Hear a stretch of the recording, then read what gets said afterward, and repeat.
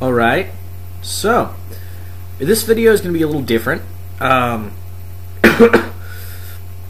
Excuse me. I said a while back I was going to read a short story that I had prepared for a creative writing class I'm taking with Lon.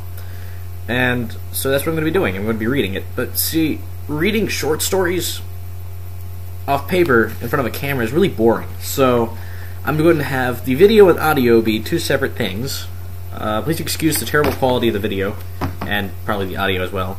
And the terrible quality of the story is, something. But yeah, this piece is entitled Pondering the Profound and Philosophical. The raised rubber nubs on the slender black rectangular chunk of AA battery-filled black plastic are pressed familiarly against my lethargic fingertips. The glowing images on the visual communication relay box flitter away and shift sporadically as little numbers in the corner of the screen go up and down in no particular order. An appendage reaches into a plastic chip receptacle and retrieves a delicious prize as my brain mulls over the day's events. A young cat snuggles my propped-up feet. Oh yes, I am in my thought, fertilization, and production zone. That was all just a really fancy way of saying I find it easiest to think when I'm sitting on my ass and stuffing food down my blowhole.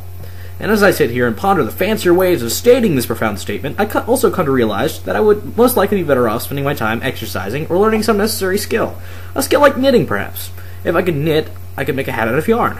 Yarn hats are pretty fun, and the philosophical ponderings that can be pondered about the philosophical implications of knitting yarn hats are pretty profound. Now that I think about it, learning to cook would also be pretty fun, and also a philosophically rich soil in which my harvest of philosophical tidbits could become possible. It also sounds much more interesting than knitting yarn hats. Not that I think yarn hats are anything sort of fantastic, but you can't eat them.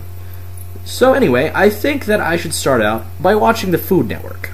Oh yeah, I just changed the channel. Some guy on the TV is eating a hamburger that weighs half as much he does. Suddenly, I lose all interest in cooking and decide it's time to eat dinner. Who cares if it's only 4:30? I garble down a mixture of various ingredients from the pantry that may or may not be 3 or more months past their expiration dates, and then proceed to burp 3 times. 3 just so happens to be a number of religious importance.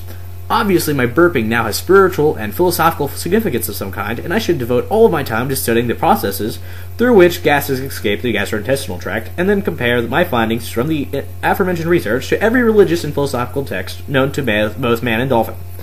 Dolphins are surprisingly intelligent little buggers, and obviously have done much for the advancement of the sciences, and pretty much anything else requiring thought. Okay, so that dolphin thing was a bit farcical by my standards. But my point still stands that the point I was making has been forgotten in the time it took to say this sentence to myself in my head. That's really all I'm doing right now, describing a series of events to myself as they happen with no real intention of thinking out any means of making the series of events more interesting.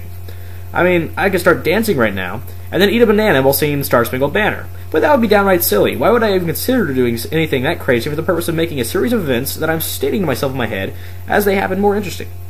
It's not like I plan on writing down my thoughts on a loose sheet of notebook paper, and then discover that piece of paper years later as I am in need of inspiration of some sort for a class assignment that may or may not be required 2 pages in length. That'd be crazy talk. Now that I think about it, though, that'd be a brilliant idea. It's blatant laziness and probably cheating, but nobody would know about it if I didn't write it down the fact on the notebook paper that I'm now hiding in the desk in the office, and then type it up later in a Word document without editing it out. That'd be stupid of me. I'm sure there'd be some kind of philosophical statement derived from the series of events about how the lazy fool creates problems for himself by failing to edit his homework assignments before handing them in or presenting them the next day. Okay, so that was the short story, I guess.